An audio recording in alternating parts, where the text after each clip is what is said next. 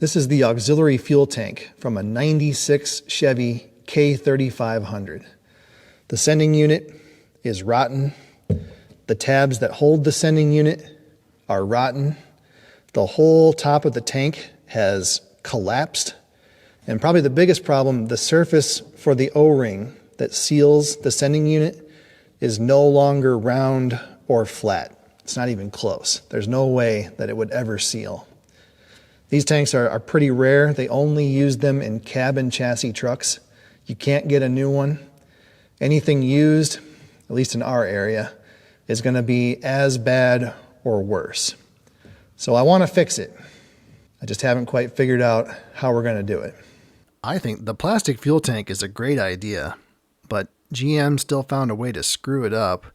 They molded these metal lock tabs right into the plastic, and when the top of the tank sags, the notch for the fuel pump becomes a saltwater soaking pool that rots out anything metal. If the locking tabs just rotted off, that really wouldn't be the end of the world. The problem is they rot inside the plastic. That causes rust jacking that deforms the hole for the pump into a kind of a lumpy pentagon. I've seen them so swollen you can't even get the pump out without cutting away the plastic. Kind of hurts to say this, but Chrysler did something right. Not this, this is all wrong. But this is pretty good. Same plastic tank, same metal lock tabs, same metal lock ring, but no saltwater soaking pool. So no problems. This is a 12-year-old truck. I just took the fuel pump out, put a new one in, no problem. Yeah.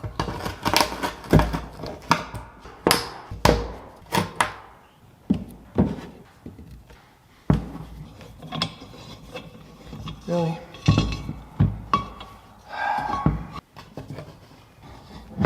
Come on. I can pull the top of the tank up, but it won't stay that way on its own. It needs some kind of a brace. I can't think of a good way to do that from the outside, so I'm going to make a jack to prop it up from the inside.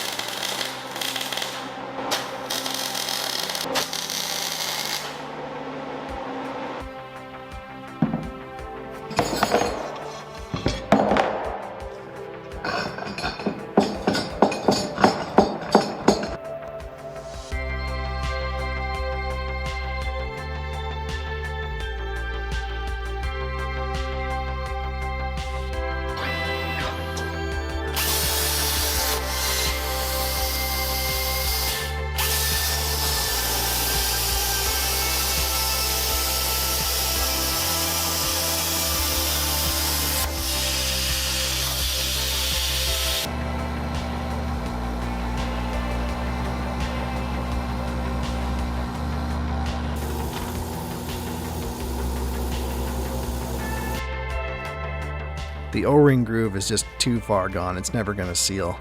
I thought about making some kind of jig to try and recut it, but power tools and fuel vapors usually don't go well together. It's definitely an interesting aroma in the shop this morning.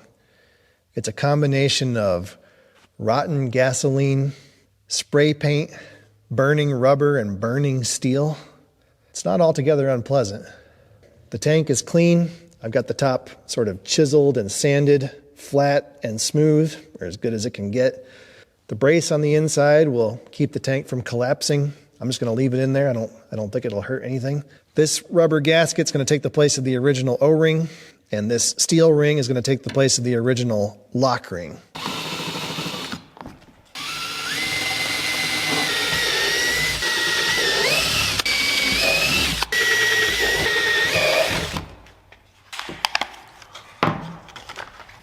Just to be safe, we're going to use a little bit of this seal-all.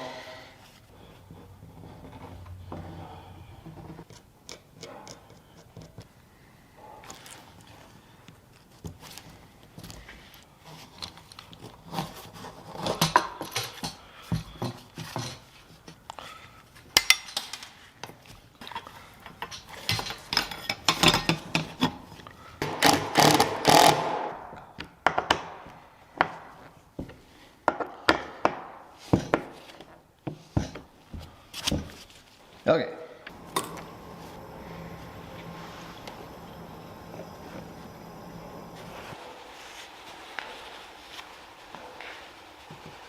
Looks like 0 to me.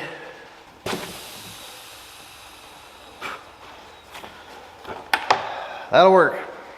I put an extra bead of that seal all around the outside of the gasket. I just thought it might help keep water from creeping underneath. It probably doesn't need it. Anyway, it looks pretty good. Let's put this baby back together.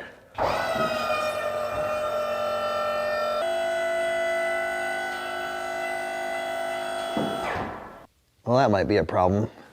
It was frozen the last time I lifted it. I guess we'll see how much spills out.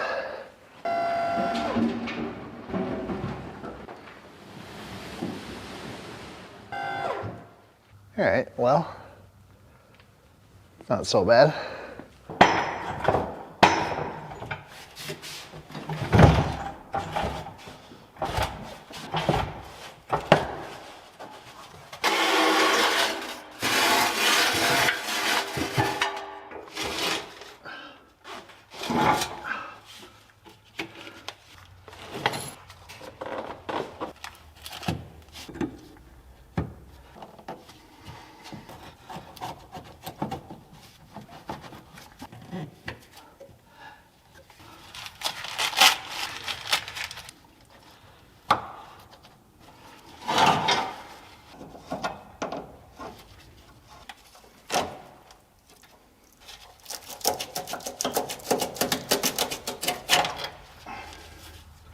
You may have noticed the thing I put in the tank isn't really a pump, it's just a sending unit. This is the actual pump, and it's also junk. Luckily, it's super easy to replace. Actually, this whole job is pretty easy. I wish every truck had a tilting bed.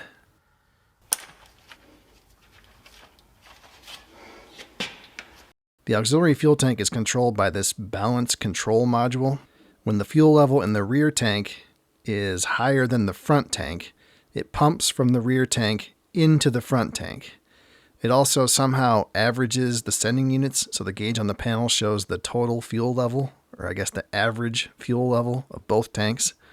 It's kind of crazy, but it works. In the last video, I bench tested the module, and believe it or not, it's working fine. But the owner doesn't seem too excited about using it. He asked me repeatedly if I could just put a switch on the dash. He really wants a switch on the dash. Currently the module is bypassed. There's just a jumper wire from the front tank sending unit to the gauge. To use the auxiliary tank, we need to connect the auxiliary sending unit to the gauge, and at the same time connect the auxiliary pump relay to ground.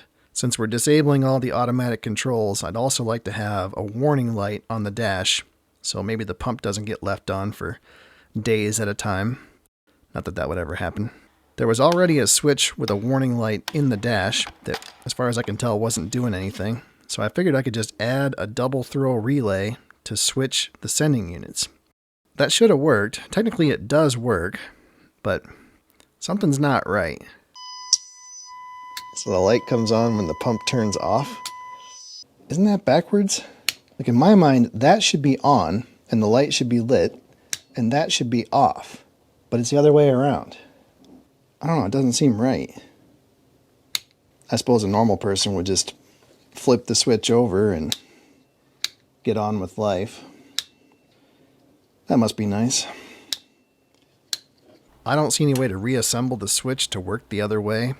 If I wire it the other way, either the switch controls the light and the relays are stuck on, or the switch controls the relays and the light is stuck on. I decided to just buy my way out of this problem with a 3-pole double throw switch and a separate warning light. That works, but due to the special wiring diagram shaped hole in my brain, I failed to realize that having a separate warning light completely negates the need for the 3rd pole. I could have gone back to my original relay idea or just used a super common double pole, double throw switch. Unfortunately, I didn't figure that out until I was editing this video. Anyway, let's continue our downward spiral. Oh no. No, stop.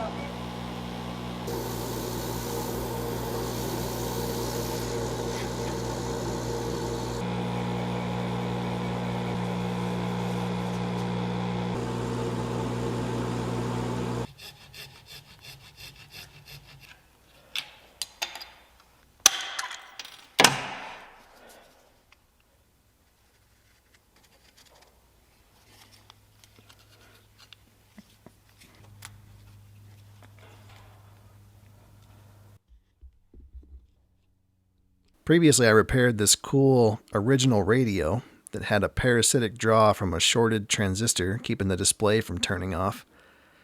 I thought it was pretty clever, but I got a lot of hate in the comments for wasting everyone's time and money. Apparently, it would have been a lot cheaper and easier to throw it in the trash and replace it with a brand new one. Well, we're going to find out. There's actually nothing wrong with the radio, but he really wants a backup camera. I've never owned a vehicle with a backup camera. It must be some kind of life-changing experience because nothing about installing one is cheap or easy. The original GM radio is not a standard DIN size, so we need an adapter. You can buy one for about $30. I chose to use a shop full of fancy CNC machines to make one that doesn't look, fit, or function nearly as well. Yeah, maybe don't do that.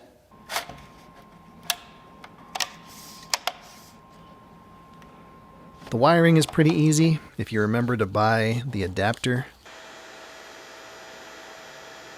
Don't forget you also need an adapter for the non-standard antenna.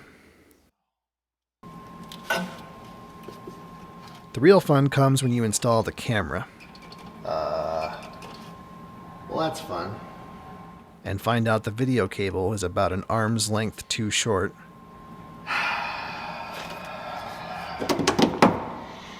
They make extensions, but local options were extremely limited. Like, this is the only one I could find. It also has audio, and the coupling is only for audio, but I think it'll work just fine. Luckily, the camera cable is long enough that the coupling is inside the cab. Actually, the whole backup camera system seems to be designed to route inside a vehicle. It's really not meant for a truck. The best I can do is put the connections at the rear inside an enclosure and use some shrink tube.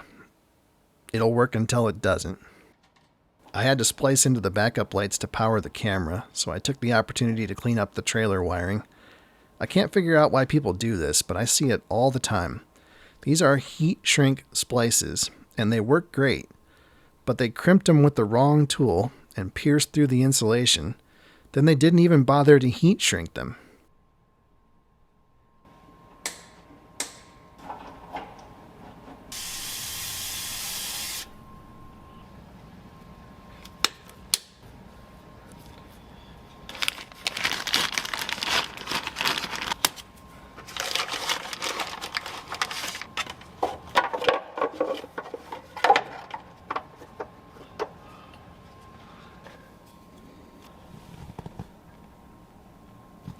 Adapter 1, normal connections. Adapter 2, antenna. GPS antenna. Microphone. Video signal.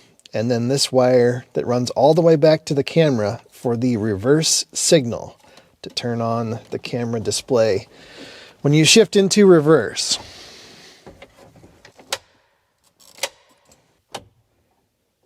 Tell you what, it almost looks like somebody did it that knew how. Until you add this part, and it starts to look a little bit ridiculous. Look at that. Cool.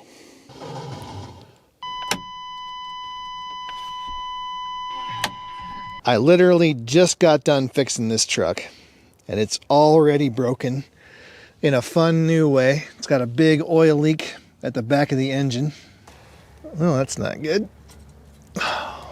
Hopefully it didn't hurt the tire. I also failed to look at the backup camera, backed into this snowplow, and broke one of the taillights. So we got to fix that. I thought it was the rear main seal, which would be kind of a miserable job, especially on a four-wheel drive. But I think it's leaking out of the oil cooler fittings to be exact. So hopefully it's just a kind of an O-ring can replace. It's still not going to be much fun.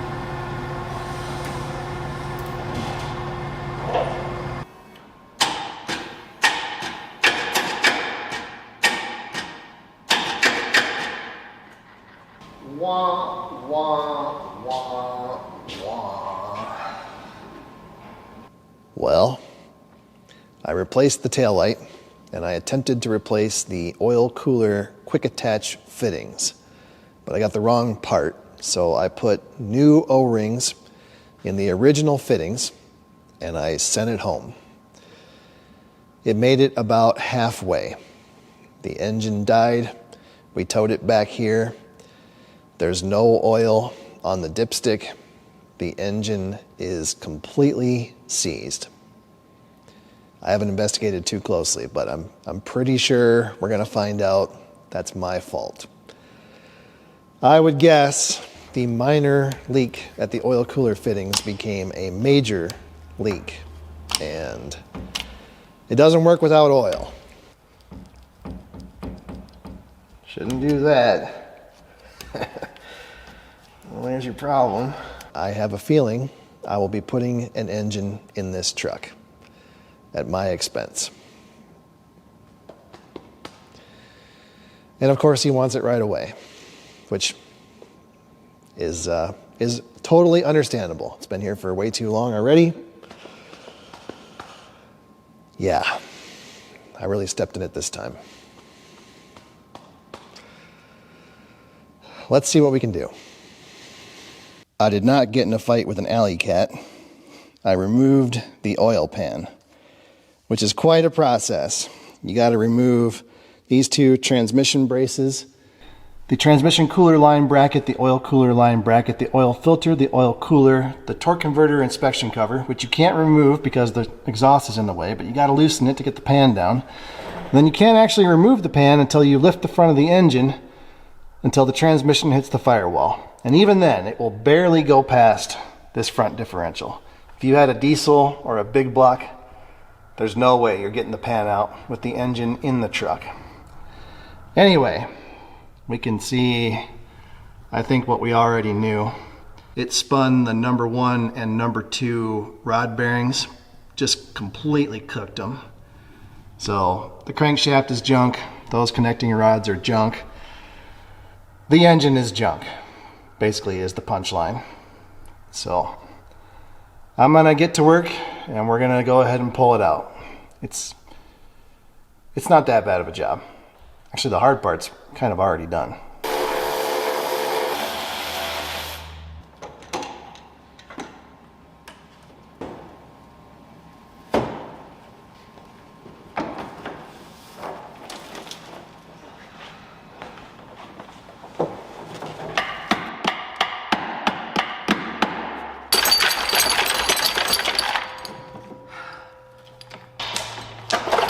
There. Good Lord.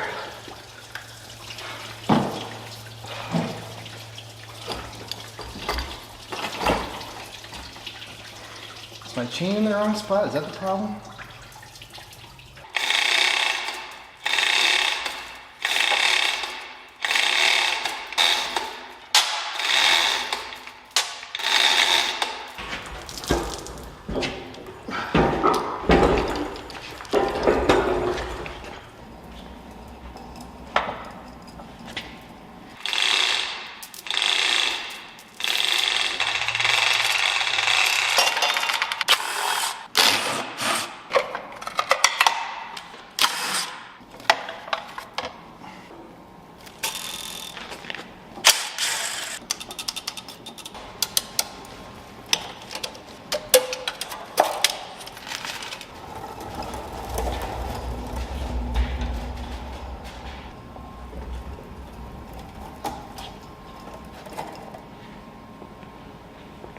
I removed all of that stuff, which we're not going to use, and a healthy layer of oil and grease. The good news is, it's not rusty. It was well protected, but it was an absolute grease ball. I would have taken it outside and pressure washed it, but it's very cold today. So I got it all stripped off. I think it's okay. The bottom end and the cylinder walls look okay. It's pretty hard to kill these engines, unless you disconnect the oil cooler lines. The rear main seal does not appear to be leaking, so we're not going to touch that. The front main seal and the timing cover We're leaking profusely, so we'll do what we can. It's got this cheesy plastic timing cover, so yeah, we'll try. Now the timing chain, it's got some slop, but that's well within spec. So yeah, I got a bunch of new gaskets and stuff. Let's start putting it back together.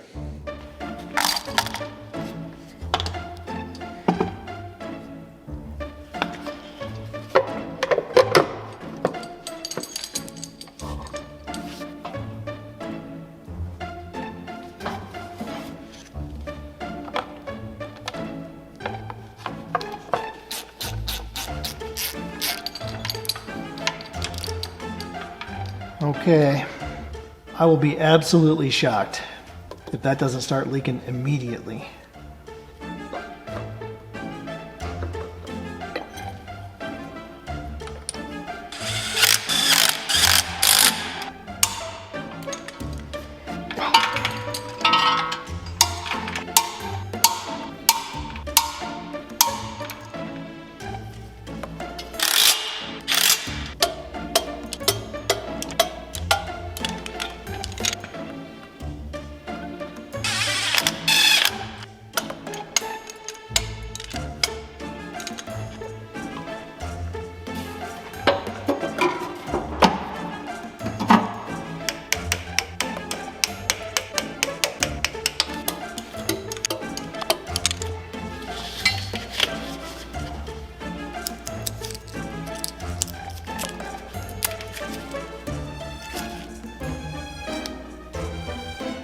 That looks pretty good, considering the circumstances. It took me like 10 hours to clean up and install all the parts on the new engine, which is crazy. I think the book time for the entire engine swap is only like 16 hours, so we're not doing too good. Anyway, I think we're ready. Everything's assembled. I got the mounts on. Got the oil cooler installed with new quick connect fittings. Got new donut gaskets in the exhaust manifolds. I chased all the threads. I installed new spark plugs and set the #1 cylinder to top dead center compression. That's going to be important when we install the distributor. Yeah, let's stick it in.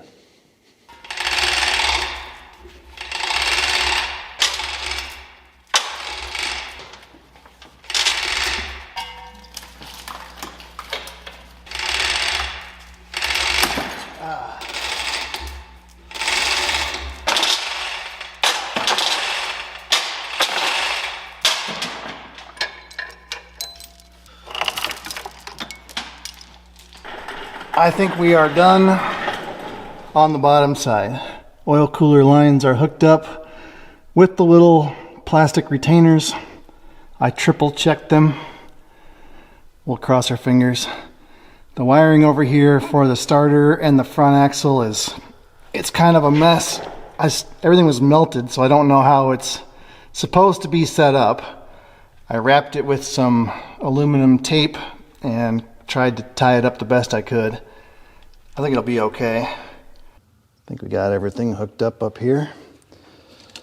It's full of coolant and full of oil. Let's see what it does.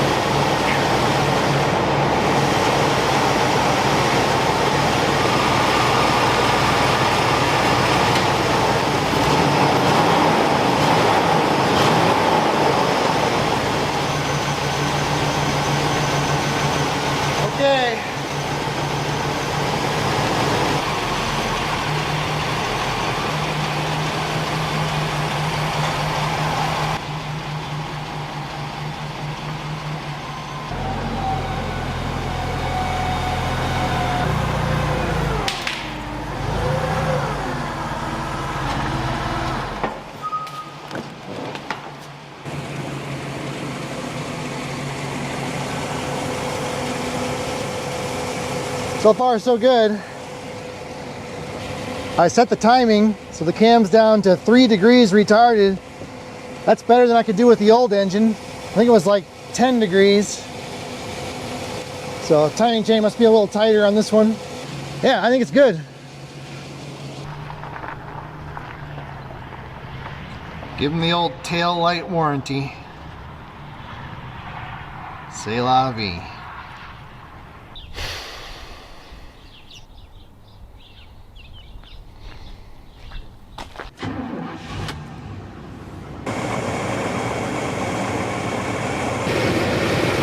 Smells like gas.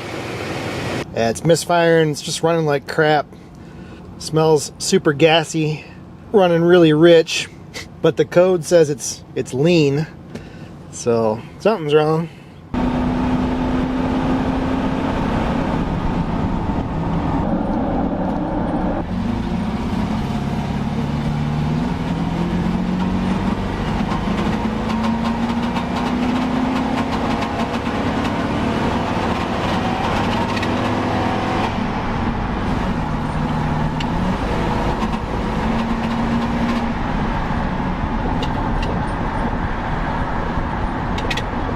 I don't know. Plugged up catalytic converter. Kind of feels like it.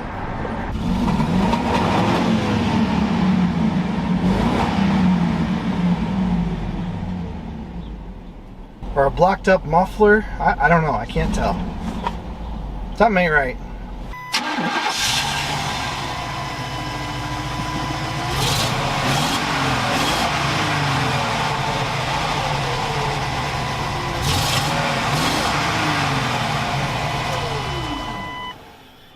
Well, that's not the problem. I'm going to try to do an injector balance test using this little activator tool, which may or may not work because this truck does not have an actual built-in test for it. So let's try it here. That one seemed pretty good. I'm going to turn the fuel pump on. I'll try this one.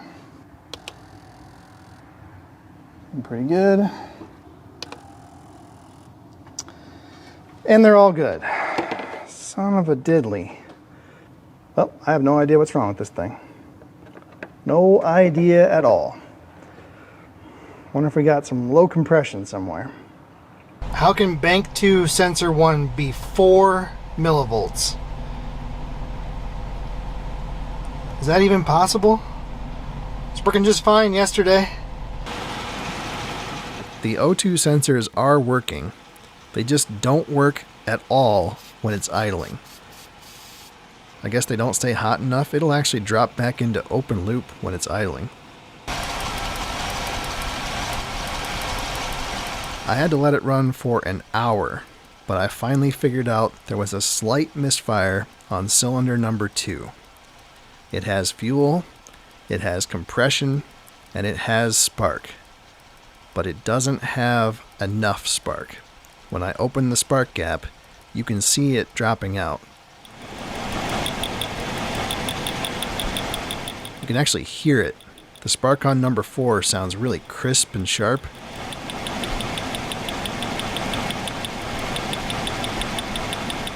Number 2 is kind of dull and weak. This is why shops used to have those huge ignition scopes, you know, back when cars were simple. None of this modern coil on plug junk. So we have spark on number 2. We just don't have enough spark. And it's pretty much got to be the cap, because everything else is shared between the cylinders. There's only one coil, one ignition module, one rotor. The cap is the only thing that would affect just number 2. And I don't see anything wrong with it. I checked resistance, it's fine. I replaced this cap when I did the intake manifold gaskets last fall. There's no reason that it should have failed, but I'm pretty sure that's the problem. So I got a new rotor, new cap, and a new set of spark plug wires. I don't think there's anything wrong with these, but it's the only part of the ignition system that I haven't replaced. So I'm gonna go ahead and do that too.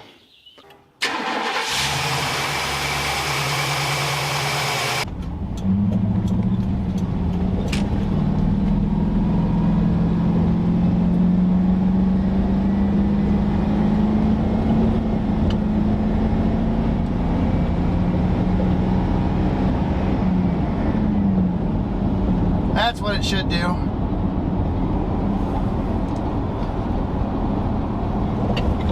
Looking pretty good. Let's try our fancy backup camera. Look at that.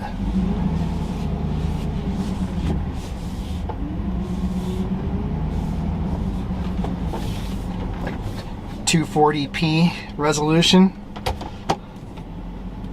A little low on fuel. I wonder if he's got fuel in the auxiliary tank. Nope, it's empty. Alright, well, we can't test that. But we fixed the problem. It's running good. Fuel trims are, they're under 10% all the time. It's fixed. For now. Okay. That's the one that was working. I don't know. I really don't know. Well, that's got to be the timing cover leaking. And I bet that one is the oil cooler. Wonderful.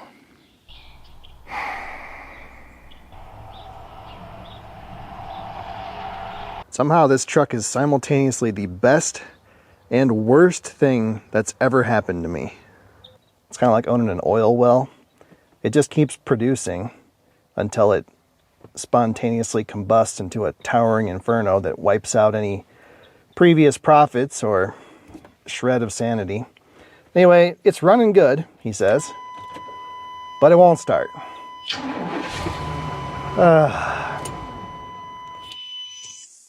Except when I work on it, and then it starts just fine.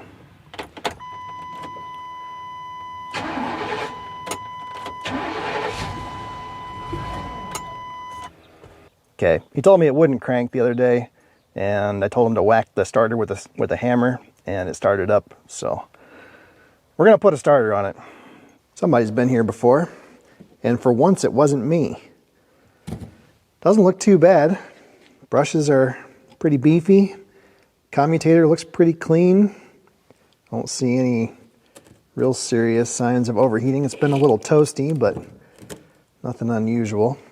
The only kind of weird thing I can see is the insulation is gone here on the end of the field windings, and there's some chunks busted out of this nose casting, and somewhere around here there's a piece that was, this piece was floating around inside the starter, so that couldn't have been helping anything.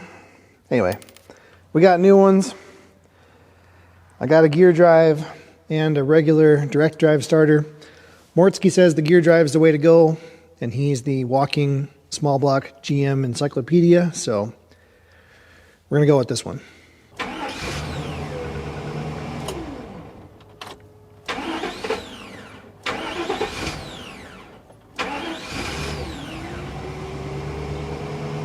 Okay.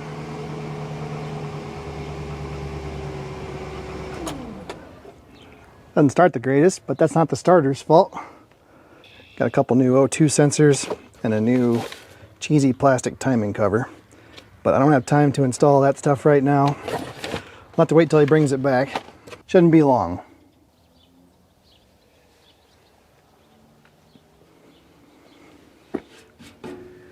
Well, that didn't last long. There's always that one fly. We're done. Except for the old man yells at cloud portion of the show.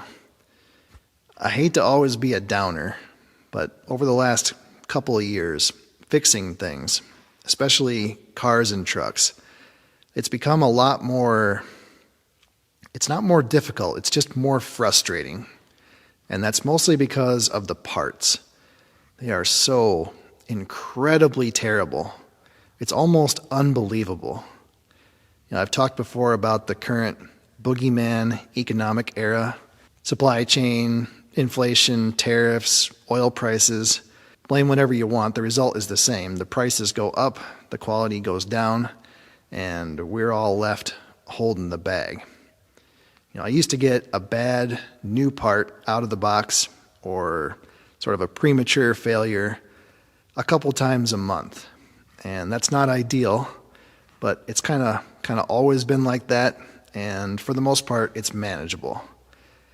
That is now happening almost every day. In some cases, it's happening on every job, and it's just wearing me down. You can't trust anything. Somebody's always mad. You can't keep a schedule, and it's just about impossible to make any money. And I don't know what we're going to do about that. It's kind of hard to keep raising prices. They're already astronomical. I did a $1,000 brake job the other day. Not on a Lamborghini, on a pickup truck. No wheel bearings, no calipers. That's just pads and rotors. $1,000. I'm in the middle of nowhere, and little mom and pop shops here are charging $200 an hour, and they can't keep the lights on. We've lost probably half a dozen local shops in the last 2 years. My local parts supplier lost their franchise, and then they just shut it completely down here about a month ago. So I don't know where that's all headed. Maybe I'm just getting old and out of touch. Probably am. Anyway, over the last 6 months or so, I've been trying to kind of get my ducks in a row here in the shop to be a little more efficient with whatever we're doing. And hopefully I can get a few more videos out. I know I've been kind of slacking on that. I want to pick up the pace and get back onto a more regular schedule. So stay tuned for that. Thanks for watching.